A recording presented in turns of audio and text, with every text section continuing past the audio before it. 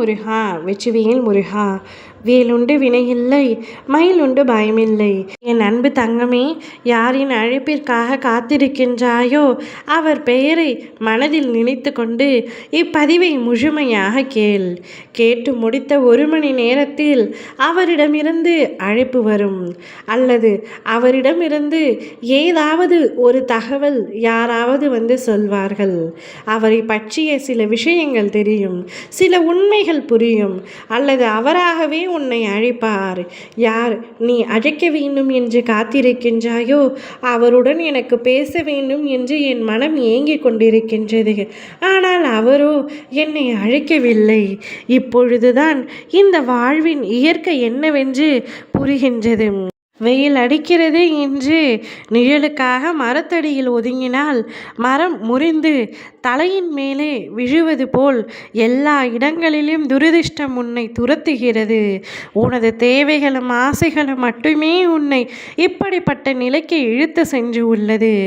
எந்த பக்கத்தில் எந்த தீய நிகழ்வுகள் வரும் என்ற பயம் உன்னை சூழ்ந்து கொண்டிருக்கின்றது. உறவினர்கள், நீ நம்பிய நண்பர்கள், உற்றார்கள், நட்புகள் வாழ்வில் பொறுப்பற்றவர்களாக நடந்து கொண்டு உன் உள்ளத்தை காயப்படுத்தும் விதத்தில் நடந்து கொள்கின்றார்கள்.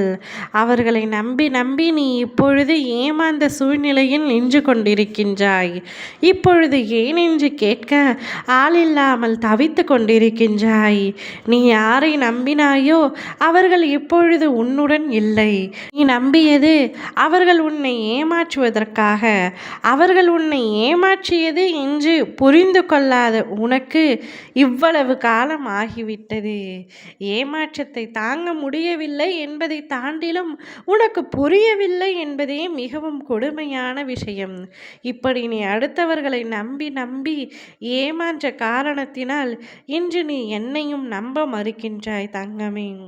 உன் சந்தோஷங்களும் உனக்குள்ளே தான் அமைந்து இருக்கின்றது. அது ஏன் உனக்கு புரியவில்லை? உன்னுடைய சந்தோஷம் எது என்று நன்றாக ஆராய்ச்சி செய்து பார். நீ மற்றவர்களிடம் பேசுவதில் உன் சந்தோஷம் இருக்கிறது என்று நீ நம்புகின்றாய்.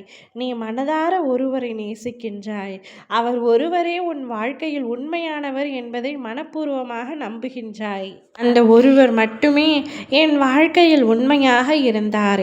என் மீது உண்மையான அன்பு வைத்திருந்தார். என்னுடைய கஷ்ட நஷ்டங்களை நான் எடுத்து சொல்வதற்கு எனக்கு தோள் கொடுக்க ஒரே உறுதுணையாக இருந்தவர் நான் நேசித்த அந்த ஒருவரே. இப்பொழுதும் அவரிடத்திலும் பேச முடியாமல் என் மனம் வலிக்கின்றது. எப்படியாவது அவர் என்னை அழைக்க வேண்டும். நான் என் மனதில் உள்ள அனைத்து பாரங்களையும் அவரிடத்தில் கொட்டி தீர்க்க வேண்டும் என்று உன் மனம் ஆசைப்படுகின்றது. அந்த உறவு யாராக வேண்டுமானாலும் இருக்கலாம். உன்னுடைய நட்பாக, உற்றார் உறவினராக, சொந்த பந்தங்களாக, நீ நேசித்த, நீ காதல் செய்த அந்த நபராக யாராக வேண்டுமானாலும் இருக்கலாம். ஆனால் நீ யாரின் அழைப்புக்காக காத்திருந்தாயோ அவரிடமிருந்து உனக்கு அழைப்பு நிச்சயமாக வரும் தங்கமே. கவலை கொள்ளாதே. நிச்சயம் நீ மீண்டும் அவருடன் இணைந்து ஒன்றாக பயணம் செய்வாய். ஓம் முருகா வெற்றிவேல் முருகா.